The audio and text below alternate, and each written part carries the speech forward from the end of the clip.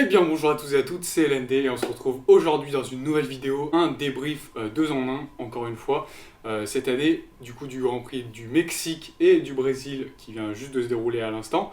Et vous pouvez voir d'ailleurs, on est un peu dans un nouveau décor, donc là il y a un bureau cette fois-ci, il y a le micro, il y a un ordi et tout, en fait c'est tout simplement le bureau de mon père et du coup ça a un peu changé dans la pièce où j'étais avec mon décor. Donc voilà, on est tout simplement ici, et je pense que c'est encore mieux au niveau du décor, enfin moi c'est encore plus pratique puisqu'en plus j'ai un micro. Et donc voilà, avec ce changement, il va y en avoir un deuxième, donc là, full changement dans cette vidéo.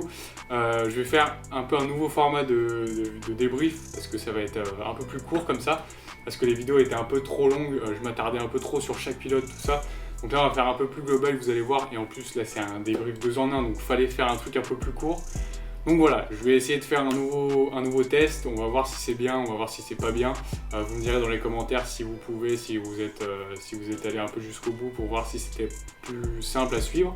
Donc voilà, j'espère que ça va vous plaire. N'hésitez pas à vous abonner, à liker et à commenter comme d'habitude, vous savez, parce que vous êtes beaucoup à regarder sans être abonné. Donc voilà, si vous pouviez soutenir, ça serait parfait. En tout cas, voilà, j'espère que ça va vous plaire cette vidéo. C'est LND, on part tout de suite pour le débrief. Peace!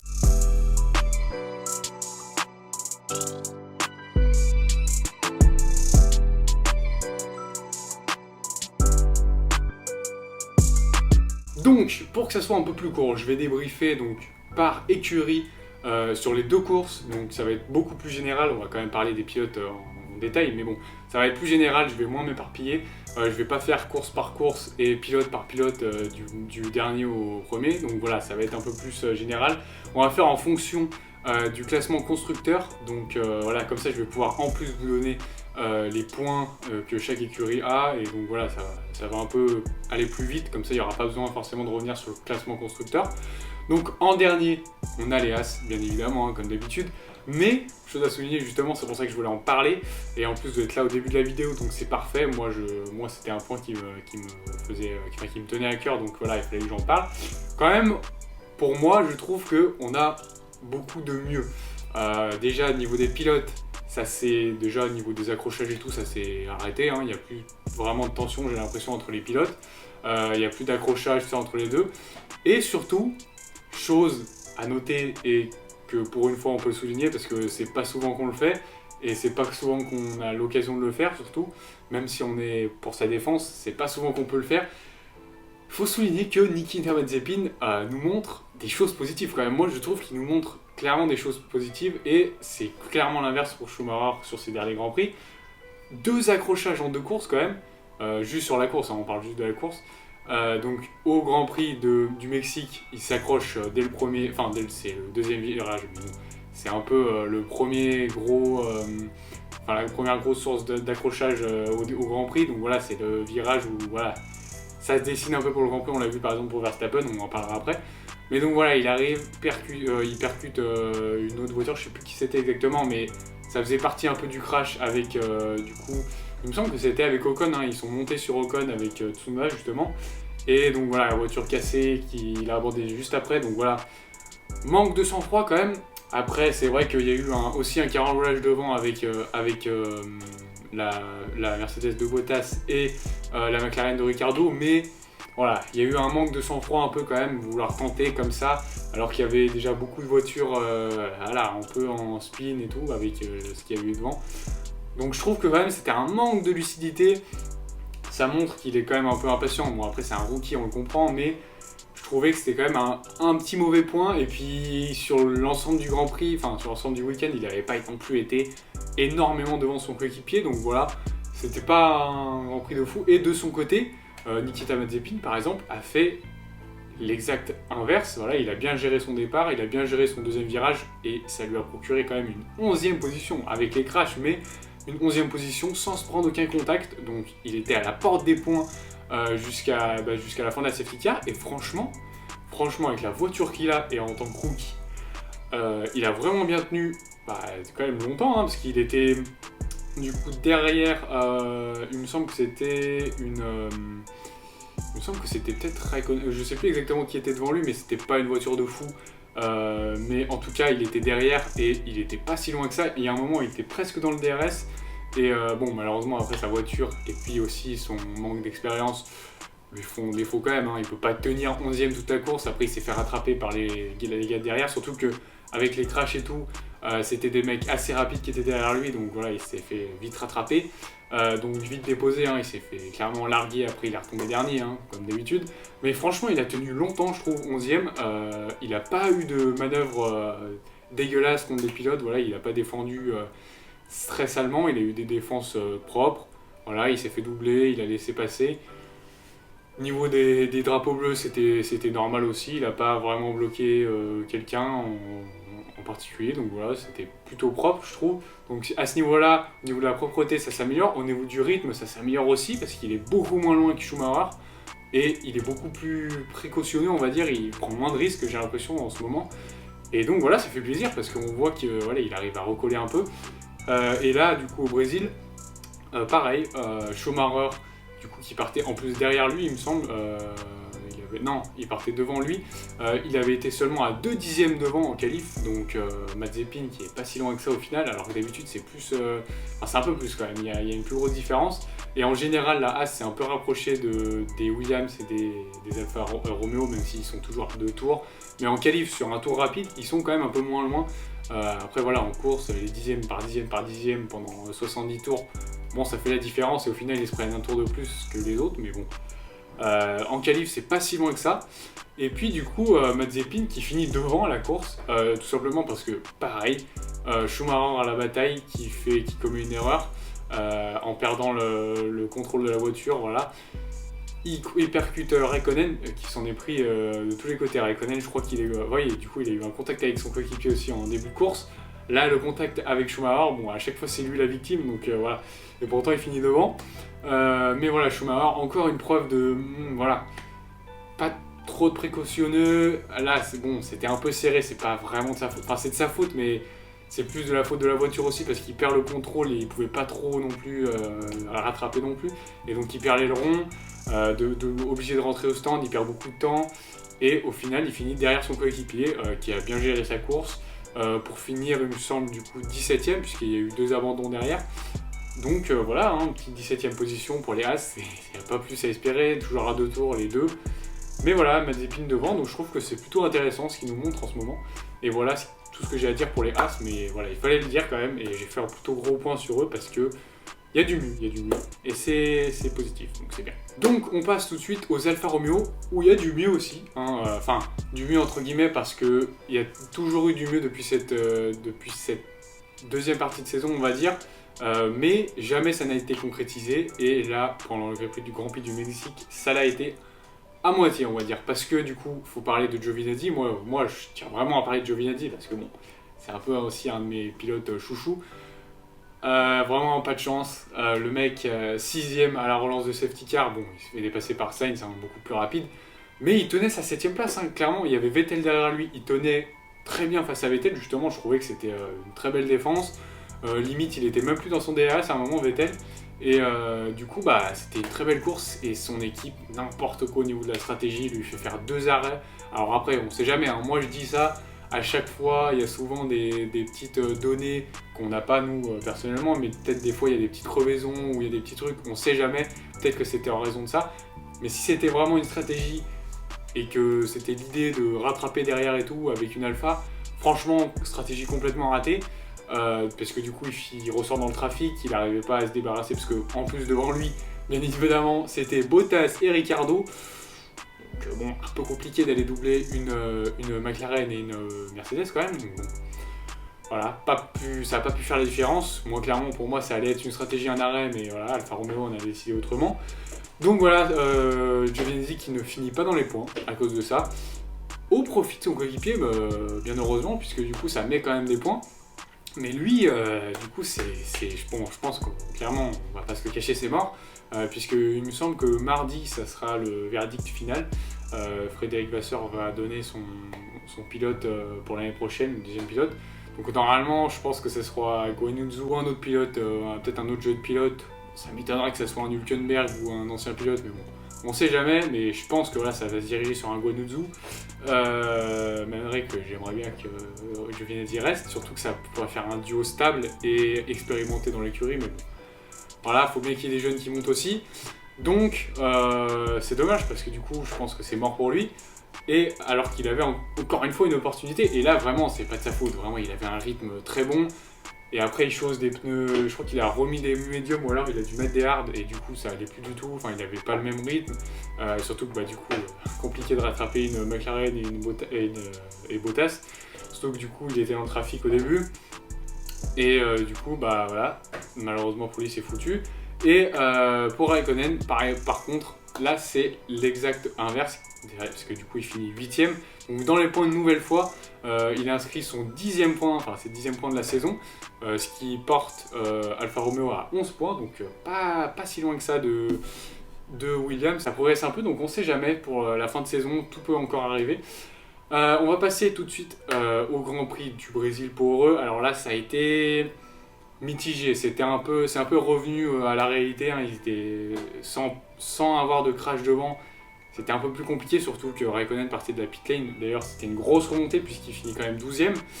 Et Giovinazzi, encore une fois une occasion un peu ratée, puisqu'à un moment il était très proche des points, mais bon, un rythme pas formidable et puis voilà, une stratégie encore une fois pas folle, puisqu'il me semble qu'il s'est arrêté 2 fois, il me semble, hein, je suis pas exactement sûr mais je crois qu'il s'est arrêté 2 fois encore une fois, donc voilà. Alors que certains ont fait qu'un arrêt, bon peu, il me semble qu'il y en a que un ou deux mais c'était possible, mais bon. Voilà, donc 14ème pour Giovinazzi, donc encore une fois une course ratée, une course à oublier. Bon après je pense que voilà, ça va être, on va se diriger sur les dernières courses de sa carrière peut-être, donc va falloir profiter. Donc voilà pour Alfa Romeo, j'espère que ça va continuer à bien performer sur les 3 derniers Grands Prix.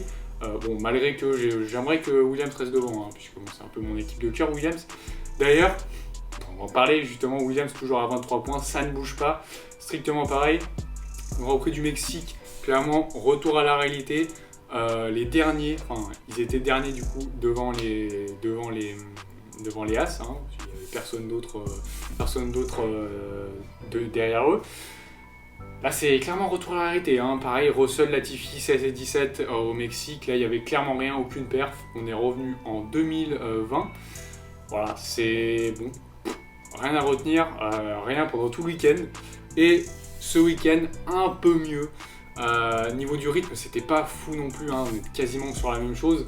Mais malheureusement, Russell a réussi à sauver les meubles. D'ailleurs, Russell qui se fait battre par Latifi pour la première fois, il me semble, de sa carrière. Donc voilà. Petite chose à noter pour Latifi quand même, petit point positif, qui finit 16ème lui de son côté. Donc voilà. Malheureusement, là, les Williams, depuis la deuxième moitié de saison, depuis le podium et depuis les points qu'ils ont mis, il n'y a plus rien. Ah, clairement, il n'y a plus rien. C'est retour à la réalité, retour limite en 2020. Donc voilà, malheureusement, plus de résultats. Ça finit quand même 13ème. 13ème, c'est un bon résultat. Si on avait été l'année dernière, 13ème, on aurait sauté au plafond. Donc ça reste acceptable, mais il va falloir se relever quand même sur les derniers Grands Prix parce que là, on n'est pas loin de la fin. Et si Alfa Romeo met à nouveau des points, ça pourrait être très serré, donc voilà, va falloir se bouger un peu. Aston Martin, bien évidemment, 7ème, j'allais dire 16ème, 7ème au championnat des constructeurs, avec 68 points. Donc voilà, toujours compliqué la situation chez Aston Martin, hein, parce que là, c'est pas du tout ce qu'on imaginait hein, pour cette saison, vous vous en doutez bien. On finit du coup avec Vettel au Brésil, seulement 11ème, avec son coéquipier encore plus loin, puisque en plus son coéquipier a eu un gros contact avec du coup ah oui, Tsunoda, on va en parler après d'ailleurs, mais voilà, avec Tsunoda. Donc voilà, c'était un peu chaud. Son coéquipier qui finit d'ailleurs du coup dernier puisqu'il a abandonné à cause de ce contact justement. Et au Mexique, c'était quand même mieux. Il y avait du mieux, ça a mis des points du côté de Vettel qui finit 7ème quand même, donc un beau top 7. C'est une belle perf, il faudrait que ça fasse ça plus fréquemment en fait, c'est ça le problème. Et là, c'est le fait qu'il n'y ait pas ça souvent qui pose problème, parce que encore déjà s'il y avait que ça qui arrivait tous les week-ends, déjà on serait pas dans les objectifs. Mais là, ça déjà c'est rare. Un top 7 fréquemment, c'est très rare. Donc voilà. Et du coup, son coéquipier, donc Stroll, qui finit seulement 14ème, Stroll, au Grand Prix du Mexique. Donc voilà, c'était assez loin quand même. Donc voilà, en général, Stroll largement derrière et largement dominé par son coéquipier Vettel. Donc là, Vettel, bon, il a retrouvé du jus, mais malgré ça, la voiture n'est pas assez performante pour pouvoir proposer des grosses pertes. Voilà. on est un peu loin de ce que les dirigeants comptaient avoir. Après, c'est une année de transition, c'est pas sur cette année qu'ils comptaient vraiment performer, donc voilà. Mais il y a une grosse descente quand même aux enfers. Donc voilà, il faut surveiller. On a Alpine et AlphaTauri qui sont côte à côte au même nombre de points actuellement, donc voilà, c'est assez serré pour les deux. En tout cas, on a AlphaTauri encore derrière, puisque c'est comme ça, je pense que ça se joue à la meilleure position, et vu que Alpine a une victoire, voilà, je pense qu'il n'y a pas photo. On a eu du coup au Grand Prix du Mexique un très beau top 4 de Pierre Gasly, du coup toujours Gasly qui brille en ce moment, et puis un top 7, il me semble qu'il a fini 7ème au Brésil, oui si je ne me trompe pas, oui c'est ça. Donc voilà, des très gros points quand même pour les AlphaTauri et surtout pour Pierre Gasly qui continue à mettre des très gros points. Et d'ailleurs, je me demanderais pas si il peut passer quand même sur Daniel Ricciardo en fin de saison au championnat pilote, puisqu'il doit être très près, parce qu'il était déjà très proche. Oui, 92 points contre 105, donc voilà, ça peut se jouer. Ça peut se jouer à pas grand chose, hein, seulement 13 points. Donc des très bons résultats, voilà, des courses très solides. Le meilleur des autres au niveau des deux top teams sur le Grand Prix du Mexique, même devant Bottas puisqu'il a eu son petit crash. Et là, sur ce Grand Prix là, bon, c'était un peu plus compliqué, il y a eu les Ferrari qui se sont rajoutés, parce qu'au dernier Grand Prix, quand même, les Ferrari étaient un peu derrière les Alpha. Là, quand même, l'AlphaTauri, elle était un peu derrière, même bien derrière les Ferrari, au niveau rythme. Et puis du coup, ça ne lui permet pas de faire encore un top 4. Mais bon, un top 4, c'est quand même un peu exceptionnel, parce que bon, c'est quand même une très grosse performance. Donc voilà, Pierre Gasly très bon dans l'ensemble, et tout l'inverse pour Tsunoda qui avait proposé des très bons résultats jusque-là. D'ailleurs, très bons résultats jusqu'aux qualifications du Mexique, mais malheureusement, après ça, donc il est quand même arrivé en Q3, hein, donc c'est pas souvent, et il a un peu fait rater la qualif à Red Bull, même si moi je trouve pas que vraiment il ait joué quelque chose, j'ai pas trop compris les réflexions de Red Bull, mais bon. Le fait est qu'il est quand même passé en Q3, donc c'était une bonne performance, et là, voilà, ça dégringole au Grand Prix, voilà, contact dès le deuxième virage, comme Schumacher sur du coup Ocon, hein, ils sont montés sur Ocon. Ocon, la grosse victime, là, il s'est fait bolos, il s'est fait monter dessus par les deux voitures des deux côtés. Je sais pas comment il a continué la course, mais voilà, ça a pas cassé. Et du coup, là, abandon dès le premier tour. Et au Brésil, pareil, contact, il a foncé dans Stroll. Alors là, c'était complètement de sa faute, hein. Certes, il a fait un gros dive bomb, si c'était passé, ça aurait été magnifique. Mais là, ça fait pas fini du tout de la bonne manière. Elles ont complètement cassé, fond plat détruit aussi. Il a abîmé le fond plat aussi de Stroll, donc ça justifie un peu sa performance. Et puis surtout, sa performance avant d'abandonner, hein, parce que du coup, Stroll a abandonné au dernier Grand Prix. Mais voilà, là, Tsunoda qui finit 15ème. Je pense que niveau mérite, j'aurais préféré que ça soit l'inverse, puisque du coup, quand même, c'est Tsunoda qui commet la faute, et c'est Stroll qui doit abandonner, donc un peu dommage. Voilà, pareil que Schumacher, j'ai envie de dire, un peu un manque de sang-froid. D'ailleurs, en fait, sur les deux derniers Grands Prix, c'est les deux qui ont fait vraiment des accrochages et des crashs un peu qui leur ont causé du tort, et qui ont causé du tort à d'autres personnes aussi. Et c'est les deux qui ont manqué de sang-froid sur les week-ends, et contrairement par exemple Mazepin qui n'a pas commis d'erreur, qui a fait des dépassements, qui s'est fait dépasser proprement, qui n'a pas commis de faute. Et je trouve que c'est un bon point pour Mazepin, comme j'avais dit tout à l'heure, parce que voilà, les deux autres rookies, c'est pas top, hein, ça commet des erreurs, et voilà. Donc reste à voir pour la fin de la saison, mais là c'est pas top pour Tsunoda. Ça avait bien repris, et là j'ai l'impression que ça recoule, donc reste à voir pour après, mais bon. On verra. En tout cas, Alpine, du coup, au même nombre de points, donc 112 points pour les deux. C'est très serré, hein. Et puis là, du coup, on a encore vu le même nombre de points sur ce Grand Prix-là, parce que ça fait du coup deux Grands Prix qui sont à égalité, avec le beau top 4 de Pierre Gasly. Voilà, ils ont pu revenir. Et là, sur ce Grand Prix, ils ont mis le même nombre de points. Donc voilà, dernier Grand Prix, donc au Mexique, ils avaient mis aucun point, sauf Alonso qui a fini 9ème, pardon. Donc 2 petits points seulement. Et puis voilà, il y avait eu le petit bolossage de Ocon qui était seulement 14ème à la base en plus, donc voilà, il a seulement fini 13ème. On peut comprendre sa performance sur ce Grand Prix là, et surtout que les Alpines n'étaient pas du tout dans le coup. Et à ce Grand Prix là, quand même du mieux, hein. On a Ocon surtout, ça fait plaisir, voilà, devant Alonso, donc il s'est un peu ressaisi sur cette course, c'était un peu mieux. Surtout que voilà, il finit quand même 8ème, donc un petit top 8, ça va. Ça commence à être des bons points, et Alonso juste derrière lui, donc on voit un peu la régularité d'Alonso, hein, 2 fois 9ème en 2 courses. et puis surtout pas très loin de son coéquipier, donc les deux, quand même vraiment, je tiens à souligner, ils ont une belle alchimie, ils conduisent bien ensemble, ils s'aident bien et tout, donc voilà, c'est une bonne chose, hein, parce que c'est important d'avoir une équipe solide. Donc voilà, pour Alpine, c'était à peu près tout. On passe là c'est un peu plus quand même le vif du sujet, et c'est encore plus intéressant, parce que là, c'est la bataille pour la 3ème place. Même si je pense que là, ça reste très fortement compliqué pour McLaren, puisque ça fait justement 2 Grands Prix qui sont clairement en dessous. Voilà, Mexique, c'était très compliqué, surtout que Qualif, c'était pas si mal que ça. Il y avait Ricciardo qui devait être 5 ou 6, justement, il s'était bien qualifié. Et avec son accrochage, vous vous en doutez, ça finit très loin, ça finit du coup 12ème seulement, donc voilà. C'est pas ce qu'on attendait, parce que justement, il fallait conserver la place, et fallait sauver les meubles, et là, c'est tout le contraire. Et son coéquipier, du coup, Norris, qui finit seulement 10ème, pour sauver qu'un petit point, alors que du coup, à ce moment-là, les Ferrari ont mis beaucoup plus. Donc voilà, c'était catastrophique sur ce point-là. Et sur le Grand Prix, c'est encore pire, hein, c'est la catastrophe. On a du coup pour le Grand Prix du Brésil, attendez, laissez-moi chercher. Voilà, justement, on a encore une fois Norris. Alors là, la 9ème et la 2ème position n'ont pas changé sur les 2 Grands Prix. On a toujours eu Alonso et Norris aux mêmes positions. Et voilà, un abandon pour Ricciardo alors qu'il était dans le top 10. Donc malheureusement, toujours pas de points pour Ricciardo depuis 2 Grands Prix. Donc ça commence à faire.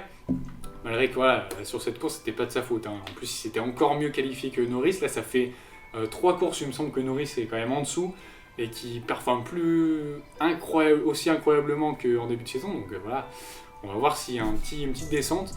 Peut-être que c'est la voiture aussi. Voilà, on sait jamais. Peut-être qu'il a moins confiance. Son coéquipier a quand même gagné une course, donc peut-être que ça entache un peu la confiance. Mais voilà, et justement, donc voilà, on va préciser le nombre de points exact. Donc 256 points pour McLaren, alors que c'est quand même un total de 287 points, pour Ferrari. Donc voilà, là, ça commence à s'éloigner un peu. La 3ème place, je pense que c'est un peu foutu, même s'ils font des très bons Grands Prix sur les 3 dernières courses. Ça va s'avérer un peu compliqué. Surtout que voilà, là, depuis l'amélioration du moteur, il me semble que c'était à Austin, ou même un peu avant encore. Là, ils sont beaucoup mieux niveau moteur et même niveau général, hein. Ferrari, là, c'est clairement revenu à un très bon level. Bon, c'est très très loin des 2 gros top teams qui sont Mercedes et Red Bull, mais c'est revenu comme 3ème force du plateau. Là, très clairement, ça se dessine. Ils sont clairement revenus à leur place. Et voilà, du coup, ça permet au Mexique de faire un 5 et 6. Donc toujours les deux ensemble. Tant qu'il n'y a pas d'abandon, ils sont toujours ensemble. Donc 5 et 6, donc Leclerc devant Sainz. Alors il y a eu une petite consigne d'équipe au début, au milieu du Grand Prix plutôt, pour essayer d'aller attaquer Gasly. Donc Carlos Sainz était plus rapide. Malheureusement, il n'a pas réussi à le rattraper, donc voilà, il a laissé repasser très fair play dans le dernier tour, il me semble. Donc voilà, ça fait 5 et 6, Leclerc devant son coéquipier. Et au Brésil, pareil, le niveau de l'ordre, mais c'est 5 et 6 aussi. Ouais, donc, du coup, non, c'est pareil, parce que du coup, il y avait eu Gasly à la place de Bottas, mais donc voilà, c'est pareil en fait, de 2 mêmes positions. Donc au final, niveau de la 9ème et la 10ème place, on a les mêmes, et au niveau de la 5 et 6, on a les 2 mêmes aussi sur les 2 derniers Grands Prix. Donc voilà, c'était assez similaire au niveau des résultats pour certaines personnes, et certaines autres non. Mais voilà, en tout cas, c'était des très bons Grands Prix sur l'ensemble pour les deux courses et pour les 2 pilotes, parce que du coup, ils sont à peu près dans le même rythme, ils se tiennent bien, ils se font pas de crasse comme ça a pu l'être avec Vettel et Charles Leclerc. Et franchement, un duo de pilotes qui s'entraide bien, qui vit bien ensemble, donc voilà, ça fait plaisir à voir. Et là, surtout, ça met des gros points. Alors par contre, oui, je vais préciser, ça finit quand même à 50 secondes du leader. 50 secondes, voilà, c'est un peu la pilule. Surtout que voilà, il y a eu 2 arrêts, il n'y a pas eu de différence niveau stratégie, donc c'est vraiment 50 secondes.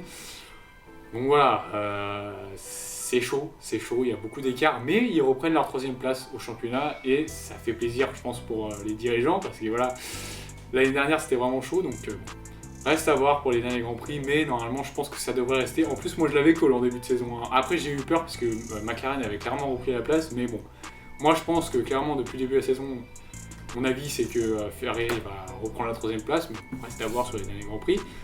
Et là on va parler des 2 gros mastodontes du game, hein. 2 fois plus de points déjà que Ferrari et McLaren, donc bon, Donc très gros écart, donc 510 points,5 quand même, hein. Il y a une très grosse différence, on passe de 287 à 510. Voilà, hein, vous voyez l'écart quand même, vous voyez les bails. Donc Red Bull toujours deuxième, quand même à 11 points de Mercedes alors qu'ils étaient revenus seulement à 1 point au dernier Grand Prix. Donc voilà, il y a encore un peu d'écart. Il y a encore un peu d'écart malheureusement pour Red Bull. C'est pas encore fait, c'est même très loin d'être fait parce qu'il reste encore 3 Grands Prix. Seulement 3 Grands Prix et encore 3 Grands Prix, ça dépend du point de vue. Mais voilà, en tout cas, il y a encore tout qui peut se jouer sur les deux côtés, hein, au niveau championnat constructeur et pilote. Donc voilà. Niveau des performances, donc ça a été le blanc et le noir sur les deux Grands Prix. Donc voilà, sur le Grand Prix du Mexique, c'était clairement une domination Red Bull. Verstappen qui met une pilule à Hamilton, qui le fume complet. Il lui a mis plus de 20 secondes, il me semble. Voilà, c'était clairement domination Red Bull. Perez a failli le doubler. Et acclamation de Perez comme s'il avait gagné sur le podium.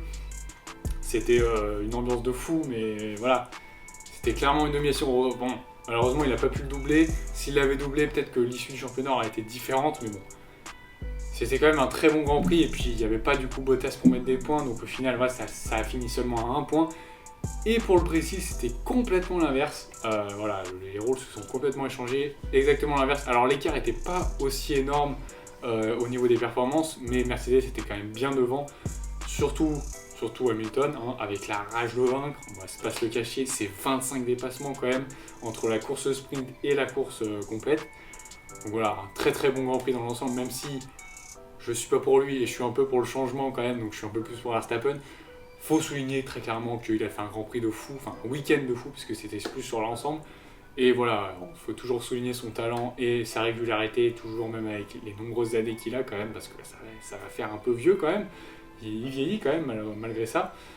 Mais bon, toujours le king quand même sur certains points. Alors certains, hein, parce que l'année dernière, enfin par exemple le dernier Grand Prix, il s'est quand même pris une bonne pilule. Après, il pouvait pas faire grand chose, sa voiture était clairement en dessous, mais on l'a vu quand même en qualif, ils étaient bien au-dessus. Donc voilà, on sait jamais, peut-être qu'ils auraient pu jouer plus, mais bon, ça s'est pas fait comme ça. Donc voilà, toujours Mercedes devant. Et par contre, d'un autre côté, on a toujours Verstappen premier au championnat, quand même seulement à 14 points devant, 14 oui il me semble, 14 points devant, puisque le point du meilleur tour a été attribué dans le dernier tour à Perez, puisqu'il a mis des tendres en fin de course.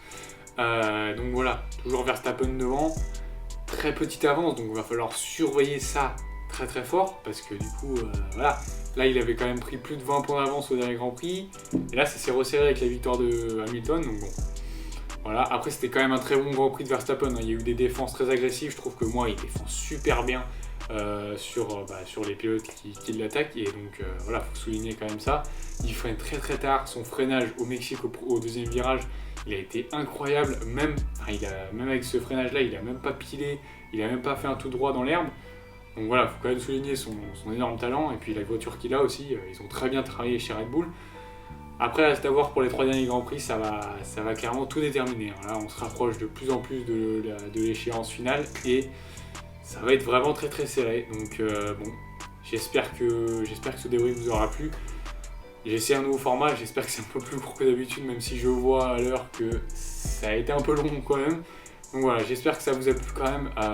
Moi, je vais essayer de plus trop faire de Grand Prix double, de débrief double, parce que ça fait un peu long. Et il faut se rappeler des anciennes infos, et pour vous c'est un peu chiant je pense de regarder quelqu'un qui regarde l'ordi pour savoir exactement. Mais bon. Voilà, j'espère quand même que ça vous a plu. Prochaine vidéo, normalement débrief aussi, hein, pour le Grand Prix prochain. Donc il me semble que voilà, c'est Jeddah. Oui, c'est Jeddah. Donc Qatar du coup. C'est un nouveau Grand Prix qu'on ne connaît pas encore.